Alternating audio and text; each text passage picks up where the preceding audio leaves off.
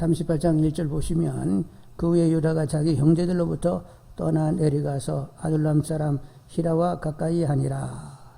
유다가 누구랑 가까이 했어요? 아둘람 사람 히라와 가까이 했다고 했습니다. 그래서 히라와 친구처럼 지냈어요. 그런데 거기에 보면 그 후에 유다가 자기 형제로부터 떠나 내려가서 아둘람 사람 히라와 가까이 하니라. 그 후가 무슨 일이 있은 후에요? 요셉이 형들의 미움 받아가지고 약자 생년들에게 팔려가지고 애굽으로 내려간 그 후에 이 일이 있었다는 거예요. 그래서 이제 유다가 아둘람 사람 히라와 가까이 지내면서 이제 그렇게 지내는데 2절에 보면 유다가 거기서 가나안 사람 수아라 하는 자의 딸을 보고 그를 데리고 동참하니. 근데 이제 아둘람 사람 히라와 같이 하다 보니까 아둘람에 이렇게 자주 갔었는데 거기서 누구를 보았어요? 가나안 사람 수아라 하는 자의 딸을 보고는 좋아했어요. 그래가지고 결국 결혼하게 되었습니다. 그래서 이렇게 이제 유다를 보게 되면 가나안 사람을 친구 삼고 그리고 가나안 여인을 아내 삼는 것을 보면 하나님 중심은 아닌 것 같다. 이런 마음이 듭니다. 여러분 야곱 지금 누구 얘기를 하고 있죠? 유다를 얘기하고 있잖아요. 유다의 할아버지 이삭과 할머니 리브가는 그러니까 야곱이란다. 유다에게 큰아버지가 되는 에서가 헷 여인과 이렇게 결혼을 하게 됐어요. 헷 여인과 이렇게 결혼하게 되는 것을 할아버지 이삭과 할머니 리브가가 근심을 했습니다. 왜냐하면 그 헷 족속의 여인들은 하나님을 제대로 경외할 줄 모르는 사람들이잖아요. 그래서 이제 큰아버지는 헷 족속의 여인들과 이렇게 결혼해가지고 살게 됐는데, 그래서 이제 자기 아버지, 유다의 아버지 야곱은 어디로 보내요? 바단 아람에 보내가지고 결국 레아와 라헬을 만나서 결혼하게 되지요. 그렇게 된 의도는 앞으로 태어날 자녀 손들이 하나님 중심의 신앙을 이렇게 이어갈 수 있게 하기 위한 이런 의도가 있었단 말이요. 그래서 이렇게 할아버지 할머니는 그렇게 아버지 어머니 결혼을 어찌됐건 간에 하나님 신앙을 이어가는 가게를 만들겠다 이런 의도로 아버지 야곱을 그렇게 결혼시켰단 말이죠. 근데 증조부 아브라함은 어떻게 했어요? 이삭을 이제 결혼시켜야 되는데, 아들 이삭을 결혼시켜야 되는데 충실한 종을 바단 아람으로 보내게 되잖아요. 가나안 여인은 안 된다 그러면서 자기 동생 부두엘의 딸을 데려오도록 했단 말이요. 가가지고 안 온다고 하면 어떻게 할까요? 걱정하지 마라. 하나님이 예배해 놓으셨으니까 하여간 가게 되면 만나서 데려올 저희니까 갔다 와. 그래가지고 이제 아브라함의 그 종이 가가지고 결국 누구를 데려왔어요? 리브가를 데려오게 되잖아요. 그래서 이삭과 리브가가 결혼하게 되었단 말이요. 다들 이렇게 여호와의 신앙이 이렇게 전수되어야 된다는 이런 의도를 가지며 결혼을 이렇게 하게 했단 말이죠. 근데 오늘 유다를 쳐다보고 있으니까 뭐 친구도 막 가나안 사람 친구 삼고 막 아내도 가나안 여인으로 또 이렇게 가나안 여인을 아내 삼는 거 보니까 영적으로 이렇게 좀 그렇게 깨어있는 사람 같지는 않습니다. 앞으로 가나안 종교 문화에 이 자녀손들이 영향을 받게 되면 그러면 신앙을 잃어버릴 수 있다는 이런 고민, 이런 심각함을 알아야 되는데 유다는 별로 그런 것에 대해서 고민이 없는 것 같아요. 어떻게 하면 자녀손들에게 여호와의 신앙을 이렇게 계속 이어가게 할까, 이런 고민이 없는 것 같단 말이요. 그러니까 결혼은 누가 하게 하시는 거예요? 하나님이 짝을 정하여 주시는 줄 압니다. 마태복음 19장 4절 6절에 예수께서 대답하여 이르시되 사람을 지으시니가 본래 그들을 남자와 여자로 지으시고 말씀하시기를 그러므로 사람이 그 부모를 떠나서 아내에게 합하여 그들이 한 몸이 될지니라 하신 것을 읽지 못하였느냐? 그런즉 이제 둘이 아니요 한 몸이니 그러므로 하나님이 짝 지어주신 것을 사람이 나누지 못할지니라 이렇게 말씀하셨는데, 짝은 누가 지어주신다고요? 하나님이 짝을 지어주시는 것입니다. 결국 하나님이 정한 사람을 만나야 되니까 우리들은 이제 지나갔으니까 이제 앞으로 이렇게 결혼할 자녀 손들을 위해서는 어떻게 기도해야 돼요? 하나님이 정한 그 바로 그 짝을 만나게 해달라고 기도하는 분들이 되기를 원합니다. 근데 이제 하나님이 짝을 정해주시는데 꼭 믿는 사람만 짝을 정하는 것은 아니에요. 보면 믿지 않는데 짝이 되는 경우가 있어요. 그런데 만일 그 짝이 아직은 믿지 않는데 그래도 하나님이 정해주신 짝이라고 하면 그 사람은 나중에는 결국 믿습니다.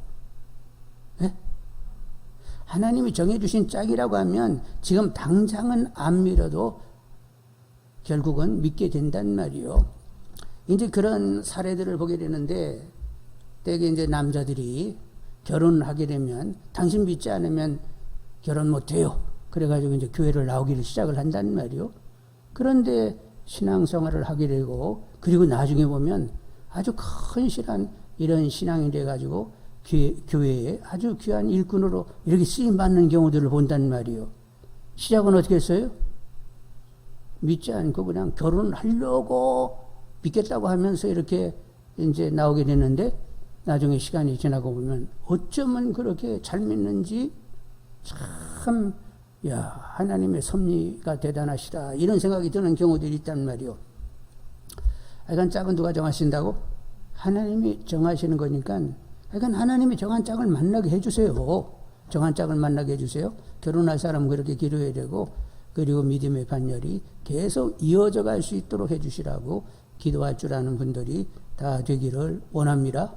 그러면 하나님의 뜻으로 구하면 하나님이 역사해 주실 줄 압니다.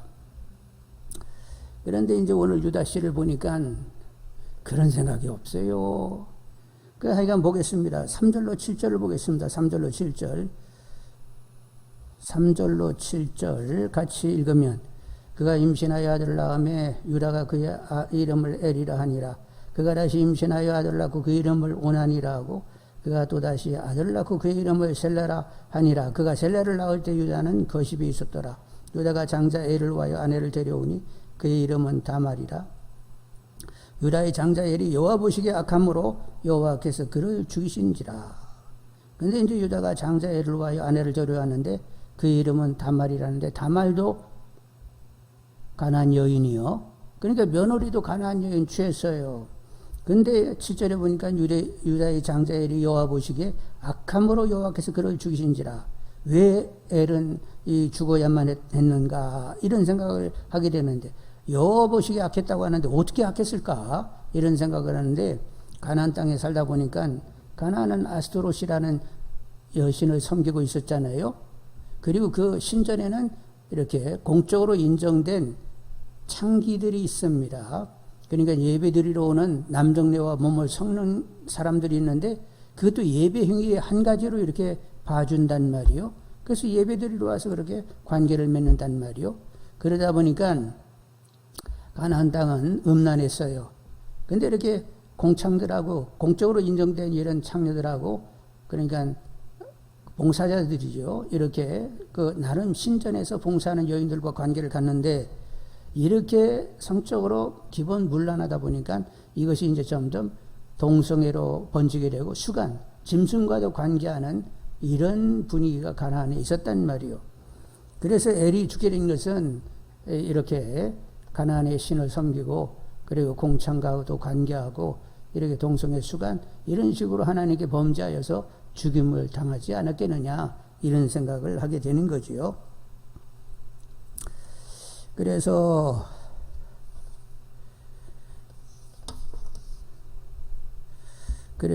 우리에게 필요한 것이 뭐냐면 신앙을 바로 견지할 수 있는 영적인 공간이 있어야 한다는 거예요. 신앙을 그래도 견제해낼 수 있는 영적인 공간이 필요한데 여러분 야곱의 가정을 한번 보겠습니다. 이제 야곱의 가정이 나중에 어디로 내려가죠? 애굽에 내려가게 되는데 애굽에 어디 가서 살았대요? 고센이라는 곳에 가서 살았습니다. 거기는 이제 짐승들을 많이 치는 곳인데 애굽 사람들은 짐승 치는 일을 부정하게 생각을 했어요. 그래서 이제 고센에서 많은 그런 짐승을 치는데 이런 짐승을 치는 사람을 부정하게 여기다 보니까 애굽 사람이 고센 가서 사는 것을 꺼려했단 말이요. 그래서 이스라엘 백성들이 그 고센에 가가지고 살게 됐어요. 그래서 400년 계속 거기서 이제 400년 넘게 살게 되는데, 그러다 보니까 애굽 사람과 교류하지는 않았습니다. 여러 도시에 흩어져 살았더라고 하면 애굽파 돼버리고 여호와 신앙을 소멸할 수 있는데, 고센 땅에 가서 살다 보니까 그래도 400년이 흘러가서도 여전히 여호와의 신앙이 그래도 남게 되었단 말이요. 그래서 하나님은 이제 70인이 내려가지고 250만 가까이 중대해지게 됐는데, 그래도 그들이 여호와의 신앙을 버리지 않게 된 것은 고센에 이렇게 별도로 분리되어 살았기 때문이란 말이죠. 그래서 오늘날에도 구별된 곳이 있어야 된다는 말이요. 영적인 고센, 영적인 공간이 필요한데 그것이 바로 가정이면서 교회라는 것입니다. 가정도 정말로 하나님을 신실히 믿는 가정이 돼서 가정 식구들의 구성원들의 믿음이 지켜야 되겠고, 그리고 이렇게 교회가 있어가지고 공동체적으로 신앙생활을 하는 가운데 그래도 신앙을 자극받고 계속 신앙이 지켜져야 된다는 말이에요. 교회를 중히 여길 수 있는 분들이 되기를 원합니다. 그래서 이렇게 가정과 교회가 신앙을 잘 보존하고 지탱하고 견고케 하는 이런 영적인 공간이 되게 해달라고 더 깨어서 기도하시는 분들이 다 되기를 원합니다. 8절로 10절을 보시게 되면 8절로 10절, 유다가 오난에게 이르되, 이제 형 엘이 죽었지요. 그래서 이제 유다가 둘째에게 얘기합니다. 오난에게 이르되 내 형수에게로 들어가서 남편이 아우된 본분을 행하여 내 형을 위하여 씨가 있게 하라. 오난이 그 씨가 자기 것이 되지 않을 줄 알므로 형수에게 들어갔을 때에 그의 형에게 씨를 주지 아니하려고 땅에 설정하며, 그리 여호와 보시기에 악함으로 여호와께서 그도 죽이시니. 고대 근동에는 계대 결혼이라고 하는 제도가 있었어요. 계대 결혼. 자, 형제 가운데 자녀를 두지 않고 아들을 낳지 못하고 죽는 형이 있다, 아니면 동생이 있다, 이렇게 되면 아들이 없기 때문에 그 가게는 결국 사라지게 되는 것입니다. 근데 그 형이나 동생의 이름이 계속 남고 그 가게가 유지되려고 할 것 같으면 누군가 그에게 들어가서, 그러니까 죽은 이의 아내에게 들어가서 아이를 낳게 해가지고 그 아이를 형 이름 아니면 동생 이름으로 그 형이나 동생의 그 자녀가 되도록, 아들이 되도록 그렇게 해서 형과 동생의 이름 그리고 그 가게를 계속 살려놓게 하는 계대결혼이 있었단 말이에요. 그래서 이제 제일 큰 엘이 죽게 되니까 둘째 오난에게 너 형수에게 들어가가지고 아이를 낳아서 형 엘의 가게를 그대로 살려놓도록 해라. 그래서 계대결혼을 이렇게 하도록 했는데, 오난이 어떻게 했다고요? 결국 내가 낳은 그 자식 내 자식이 되는 것이 아니라 형 자식이 되게 된다, 이런 생각을 하면서 그냥 거슬리는 일을 해가지고 하나님 보시기에 악하여 하나님 팍 죽여버렸다는 거예요. 약간 그래가지고 결국 이제 엘도 죽고 오난도 죽게 되었습니다. 자, 그래서 말씀인데, 이렇게 죽임당하는 일이 있어서는 안 되겠죠? 어떻게 하면 하나님과 마음 통하고 하나님과 친밀하게 하나님을 누리면서 하나님의 복을 받느냐, 받는 쪽으로 가야 될 것 아니에요? 그런데 이렇게 벌 받고 그냥 죽임당하고 이랬으면 안 되잖아요. 그래서 우리는 먼저 하나님의 사랑을 알아야 됩니다. 알게 해주시라고 계속 기도하는 분들이 되기를 원합니다. 아들을 통하여 보신 하나님의 사랑은 높이 깊이 넓이를 충만히 깨닫기를 원한다고. 그리고 사랑을 이제 알게 되면 나를 사랑하는 자는 나의 계명을 지키는 자라야 할지니, 이 말씀이 다가오는 거예요. 하나님을 사랑하는 것은 말로 사랑합니다, 사랑합니다, 백날 떠들어봐야 진정성이 없고, 나를 사랑하는 자는 나의 계명을 지키는 자라야 할지니. 그래서 하나님의 계명, 하나님의 뜻을 분별하여 지켜 행하면 그것이 사랑이 되는 거예요. 그래서 하나님의 사랑을 알아야 된다는 거예요. 그래서 하나님의 사랑을 알게 되면 하나님을 사랑코자 해서 계명 또는 하나님의 뜻을 분별하면서 따라 지키려고 하는 거지요. 이렇게 하나님을 사랑하여 계명을 지키고자 하면 하나님과 막힘이 없게 됩니다. 그런데 자꾸 거스리면 기도가 일단 막히면서 하나님께서 은혜를 베풀고 싶어도 복을 주고 싶어도 다가가지 못하는 이런 일이 일어나게 된다는 말이요. 그래서 이간 우리는 어떻게 하면 하나님을 누리면서 복을 받을 수 있는가? 하나님을 사랑하여 그분의 계명을 지켜야 된다. 이렇게 마음이 가서 늘 하나님의 뜻이 분전되게 하시고 따라 살 수 있게 해달라고 기도하시는 분들이 다 되기를 원합니다. 그래서 하나님의 뜻을 이렇게 뜻으로 살면서 은혜와 복을 나는 누리고 있다. 이렇게 말할 수 있는 고백하는 분들이 다 되시기를 원합니다. 이제 11절을 보시게 되면 유다가 그의 며느리 다말에게 이르되 수절하고 내 아버지 집에 있어 내 아들 셀라가 장성하기를 기다리라 하니 셀라도 그 형들같이 죽을까 염려함이라 다말이 가서 그의 아버지 집에 있으니라. 이제 11절을 보면서도 유다는 영적으로 시원치 않은 사람이다 막 이런 생각이 드는 거예요.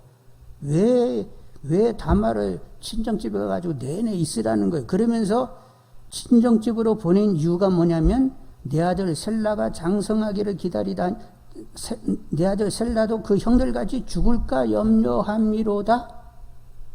셀라가 죽을까 염려했다고 하는데 이거 뭔가 유다가 지금 분별력이 떨어지는 것 같아요. 다말이 남편 잡아먹는 귀신같이 여긴 것 같아. 문제는 엘과 오난이 죽은 것은 뭐 때문에 죽었다고? 하나님 보시기에 악하여 죽었다는 거 아니요.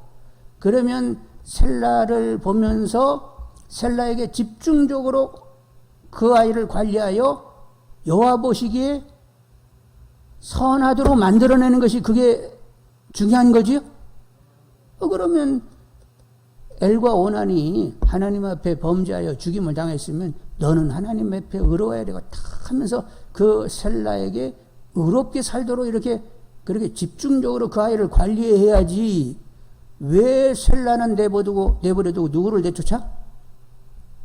말로는 이제 셀라가 장성하면 이제 결혼시키게 그러는데 사실은 결혼시키려고 한 것이 아니라 다말 때문에 셀라도 또 죽는 거 아니요? 그래가지고 다말을 뭐가 지어겠다고?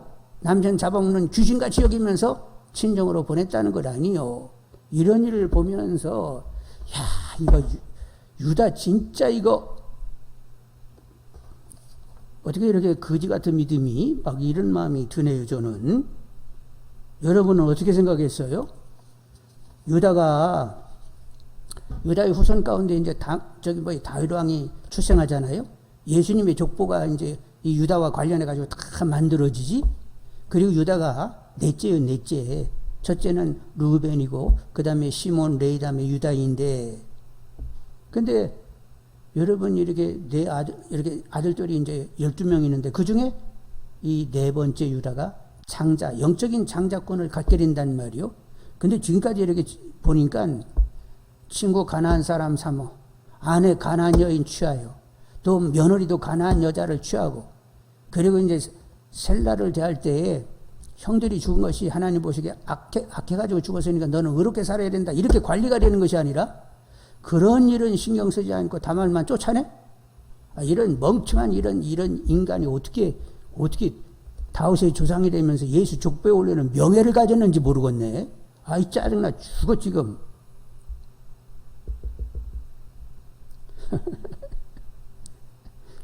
근데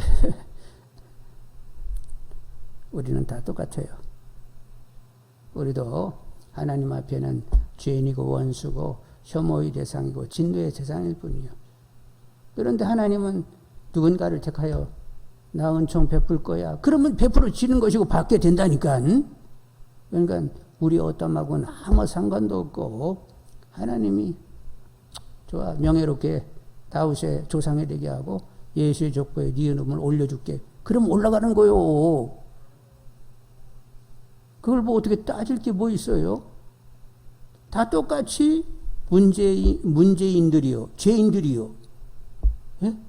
혐오의 대상이요, 다 멸망받아야 할 진노의 자식들이요. 다 똑같아요. 다 똑같은데 그 중에 하나님이 택해가지고 내가 너를 죄사함받고 구원받고 내 자녀 삼아가지고 내가 너 사랑할 거야? 이렇게 작정을 하셨다는 거요. 그런데 이미 작정돼가지고 사랑이 다가오는데 왜 작정하셨어요? 작정하시고 후회하지 않으세요? 뭐 이따시 소리 백날 떠들어봐요. 어떻게 해? 하여간 사랑하기로 작정했으면 그냥 그분이 사랑을 베푸시는 거예요. 그러니까 받을 때 하여간 열심히 감사로 받으시는 분들이 되기를 원합니다. 아유, 하나님 참 이렇게 나를 사랑해 주시다니. 아이고, 황송 싫어가지고 죽어요, 지금. 그러니까 그런 하나님, 나를 택가지고 걸고 거룩하고 흠이 없는 자녀, 예수로 쏙 닮는 자녀 만들겠다고 막 작정하고 나를 그렇게 택하셔가지고 은혜를 베푸시니까 하나님의 뜻대로 되어지기를 원하나이다 하면서 하여간 하나님의 뜻이 이루어지기를 늘 기도하시는 분들이 다 되기를 원합니다. 자, 그래서 이제 12, 13절을 한번 보시게 되면 12, 13절. 얼마 후에 유다의 아내 수아의 딸이 죽은지라. 얼마 후 유다의 아내가 죽었어요. 상처를 하게 되었습니다. 그래서 이제 12절 이제 보면 유다가 위로를 받은 후에 장례를 치르고 나서 그의 친구 아둘람 사람 히라, 아까 히라와 가깝다고 했는데 여기는 이제 친구라고 써놨죠? 예, 친구 아둘람 사람 히라와 함께 딥나로 올라가서 자기 양털을 깎는 자에게 이르렀더라. 근데 이 유다의 양들이 어디에 있어요? 딥나에 있었네. 딥나에. 자기 양털을 깎는 자에게 이르렀더라. 양털 깎는 날은 농사 지는 사람이 추수한 날과 똑같아요. 그러니까 양털 깎는 날 이렇게 농사 져가지고 이렇게 다 이렇게 이렇게 이삭을 이렇게 다 베는 그런 날은 좀 축제의 날이죠. 그러니까 그때는 고기도 먹고 술도 먹고 아주 즐기는 이런 날이 되는 것입니다. 그런데 이렇게 딥나의 시아버지가 왔다는 얘기를 누군가 전해주게 되었어요. 13절 어떤 사람이 다말에게 말하되 내 시아버지가 자기 양털을 깎으려고 딥나에 올라왔다 한지라. 그래서 이제 이 다말이 시아버지가 올라왔어. 시아버지가 딥나에 왔다고. 그동안에 한 번도 며느리가 이렇게 친정에 와 있는데 찾아와 주지도 않고 그냥 기다리라 하면서 셀라가 이제 장성했는데도 불구하고 세월도 흘렀는데 내내 뭣도 안 보인다고. 코빼기도 안 보이다가 이 딥나에 나타났다고. 그래가지고 다말이 어떤 생각을 했어요? 시아버지를 내가 유혹할 거야. 그래가지고 14절 보겠습니다. 그가 과부의 의복을 벗고 너울로 얼굴을 가리고 몸을 휩싸고 딥나 길 곁에 에나임 문에 앉으니 이는 셀라가 장성함을 보아서도 자기를 그의 아내로 주지 않음으로 말미암음이라. 그가 얼굴을 가리었으므로 유다가 그를 보고 창녀로 여겨 길 곁으로 그에게 나아가 이르되 청하건대 나로 내게 들어가라 하라 하니 그의 며느리인 줄 알지 못하였습니다. 그가 이르되 당신이 무엇을 주고 내게 들어오려느냐. 하여간 얼굴 가리고 이렇게 앉아 있으니까 이렇게 신전에 창녀가 아닌가 해가지고 너에게 들어가도 되겠느냐고 이제 이렇게 얘기했어요. 그리고 이제 양털 깎는 날이니까 술 좀 먹었겠지요? 그래가지고 이제 상처한 지 제법 돼가지고 그랬어요. 그래서 당신이 무엇을 주고 내게 들어오려느냐 하고 이렇게 물었네요. 11절 유다가 이르되 내가 내 떼에서 염소 새끼를 주리라. 그가 이르되 당신이 그것을 줄 때까지 담보물을 주겠느냐. 유다가 이르되 무슨 담보를 내게 주랴. 그가 이르되 당신의 도장과 그건과 당신의 손에 있는 지팡이로 하라. 유다가 그것들을 그에게 주고 그에게로 들어갔더니 그가 유다로 말미암아 뭐 했다고? 임신을 하였어요.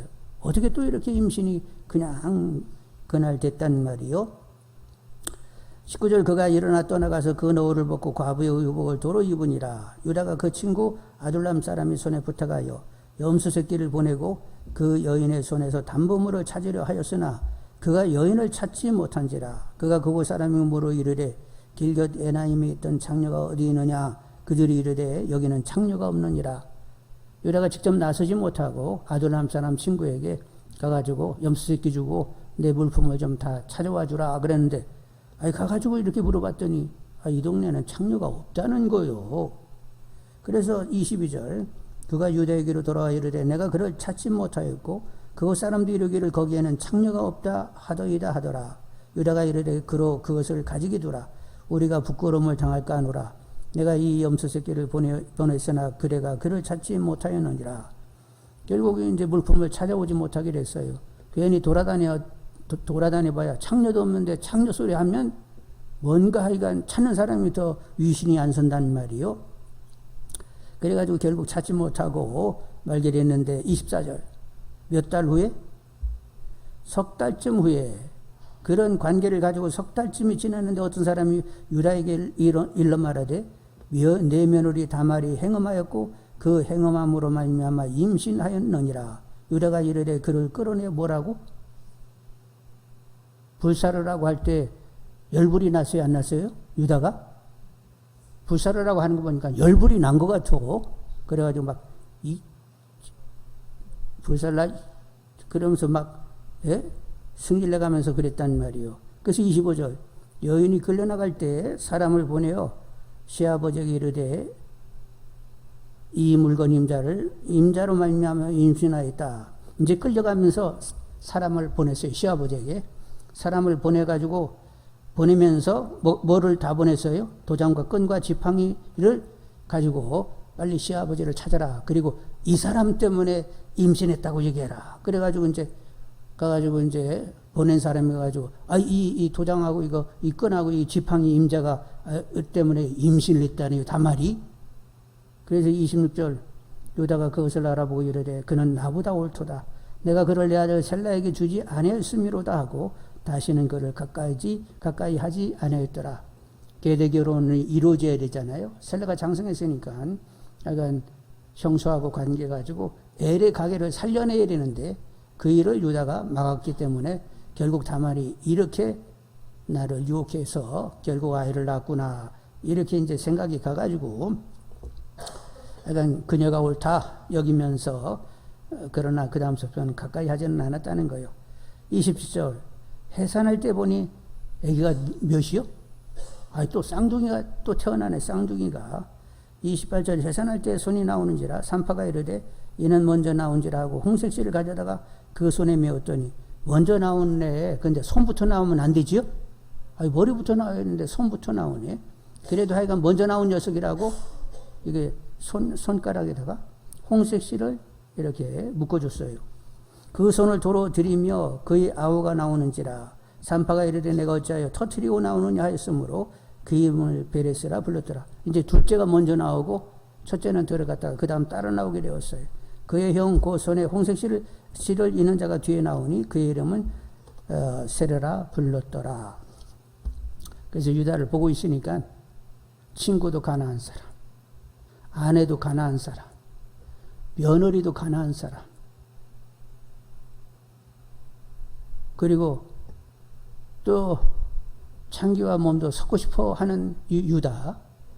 이리저리 보니까 진짜 다윗의 조상이면서 예수의 족보에 들어올 만한 그런 위인이 못 되는 거예요. 어떻게 이렇게 자격도 없는 사람이 들어오게 되는가 이렇게 생각을 하니까 막 짜증이 팍 나는데, 근데 처음에 저는 성경을 볼 때 유다는 굉장히 괜찮은 사람으로 봤다니까. 막 나중에 야곱이 막 유다 축복할 때 겁나게 막 축복을 하고 막 네 허리에서 막 임금들이 나오고 막 그리고 그냥 왕이 가지고 있는 귤을 갖게 될 것이며 뭐 이런 얘기들이 막 써놔가지고 와 유다는 겁나게 괜찮은 사람인가 보다 이렇게 생각했는데 이렇게 짜짜시 이렇게 들여다보니까 이거 완전히 속물이네. 그리고 영적으로도 그냥 굉장히 분별력이 떨어지는 사람이요. 그런데 이런 사람이 결국에는 놀랍게 예수의 족보 가운데 그리고 다윗에 이렇게 조상이 되는 걸 보니까 참 하여간 하나님의 은총은 은혜라고 하는 것은 자격 없는 자 그냥 하나님이 택하여 은혜를 베풀겠다고 하면 그냥 베풀어지는 것이 받게 되는 거예요. 그런데 바로 우리들이 그렇다는 것 아니겠어요?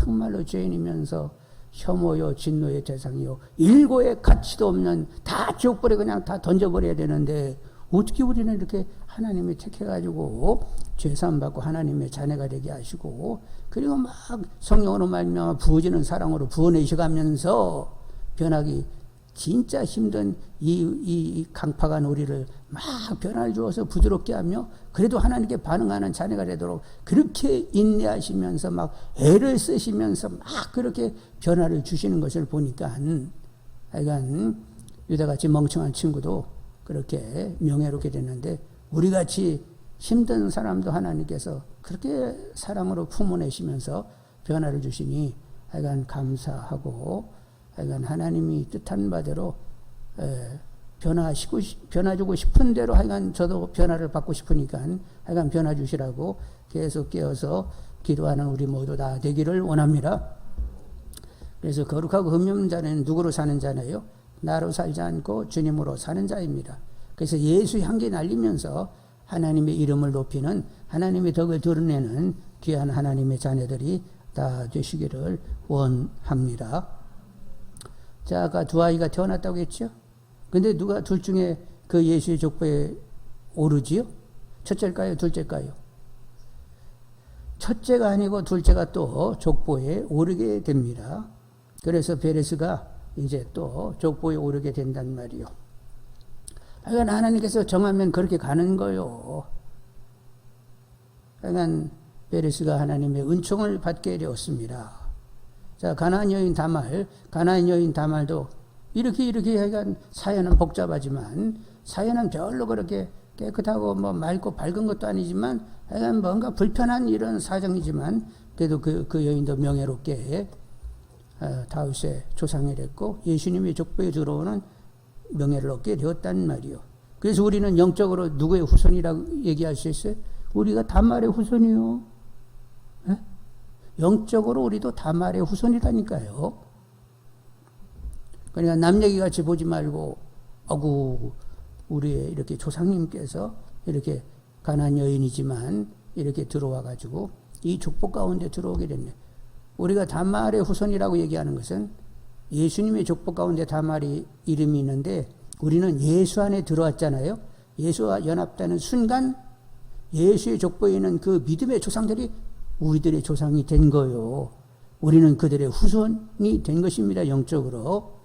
그러니까 족보 쳐다볼 때 남 얘기처럼 이렇게 쳐다보면 안 되고 내 족보 하면서 아이고 다말 할머니 이렇게 은혜를 받아가지고 내 조상이 됐구만. 그리고 나는 다말의 후손이구만. 이렇게 보셔야 되지?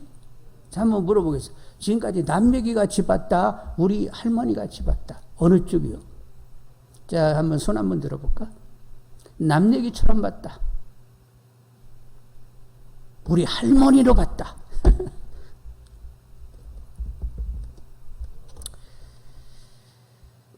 다 우리는 전적으로 하나님의 은혜 가운데 이렇게 살게 되었습니다. 또 하나님의 은혜를 구하면서 결국 우리 신학의 궁극은 주님으로 사느냐 마느냐에 달려 있어요. 성령 충만하여 주님으로 살아가는 가운데 주님이 내 안에 살아계심을 보이는 주님의 향기들이 다 되시기를 원합니다. 그래서 누구 이름이 높아져야 돼? 결국 하나님 이름이 높아지는 분들이 다 되기를 원합니다. 예수님의 제일 된 관심은 뭐지요? 하나님의 이름이요. 지자들이 예수님 기도 좀 가르쳐 주세요. 기도를 가르쳐 달라고? 그럼 이렇게 기도해야지. 하늘에 계신 우리 아버지 처음이 뭐요? 이름이 거룩히 여김 받으시오며. 주님께서 막 이렇게 저렇게 막 이 땅에 오셔가지고 그냥 그렇게 사역하시고 그냥 죽고 다시 부활하시고 그리고 성천하시고 다시 성령님과 함께 우리에게 오셨는데 누구의 이름을 높이려고? 하나님이 얼마나 끔찍하게 인간을 사랑하는지 그 하나님의 사랑을 보여주면서 하나님 이름을 높이기 위하여 그렇게 주님은 그 길을 가시게 되었던 거예요. 그래서 우리도 이제는 주님으로 삶을 살아내는 것, 그것이 숙제라는 사실을 아는 분들이 되기를 원합니다. 근데 요 숙제가 이게 쉬워요, 어려워요? 하여간 더럽게 어렵더라고. 용서하십시오. 이게 더럽다는 말을 쓰면 안 되는데 되게 하여간 어렵더라니까. 주로 살인다는 것은 이 당위는 너무나도 확실하게 다가오게 되는데 정말로 주님으로 살아가지고 주님이 드러나는 그런 삶이 되고 있느냐 이렇게 질문 던지면 날마다 막 헤매는 거요. 그래도 낙심하지 않은 것은 하나님의 사랑이 분명하기 때문에 낙심치 않고 하나님이 원하는 대로 변화 주시기를 원한다고 계속 기도하면서 변화를 기대하게 되는 거지요. 하여간 주위 사람들이 당신은 주님으로 사는 자 이렇게 말이 되어지는 분들이 다 되기를 원합니다. 더 하나님 은혜가 넘치는 분들이 되기를 원합니다. 그래서 당신은 참 주님으로 사는 분이네요. 이렇게 말이 들려와야 된단 말이에요. 근데 그렇게 말이 들려오도록 그렇게 만들어내시는 분이 누구라고? 내가 나를 만지작거리면 그렇게 되는 거예요. 하나님이 나를 막 조물딱거리고 막 하나님 만지셔 그렇게 되는 거예요. 내가 만져서는 안 되고 하나님이 나를 새롭게 계속 피조해 내셔야만 그런 영적인 수준까지 가게 되는 거예요.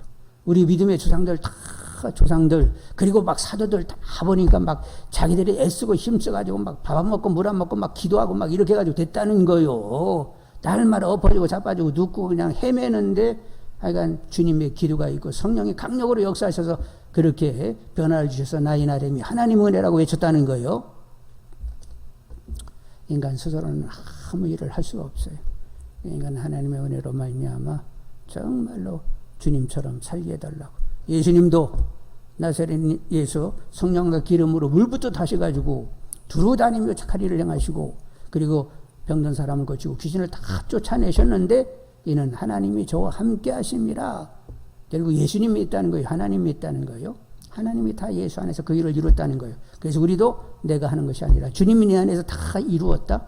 이렇게 되도록 삶을 살아야 되는 거죠. 그렇게 좀 확실하게 되게 해달라고 더 깨어서 기도하시는 분들이 다 되시기를 원합니다.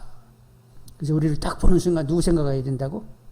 예수님, 그리고 예수님의 존귀가 나타나고 있다. 향기가 있다. 이렇게 보아져야 된다는 말이에요. 아유 저 승질, 아유 저 괴파감, 아이고 저 인간은 왜 저 따신지 몰라. 하여간 그 어떤 독특한 자기에게 묶여가지고 사는 이 면이 다들 있단 말이에요.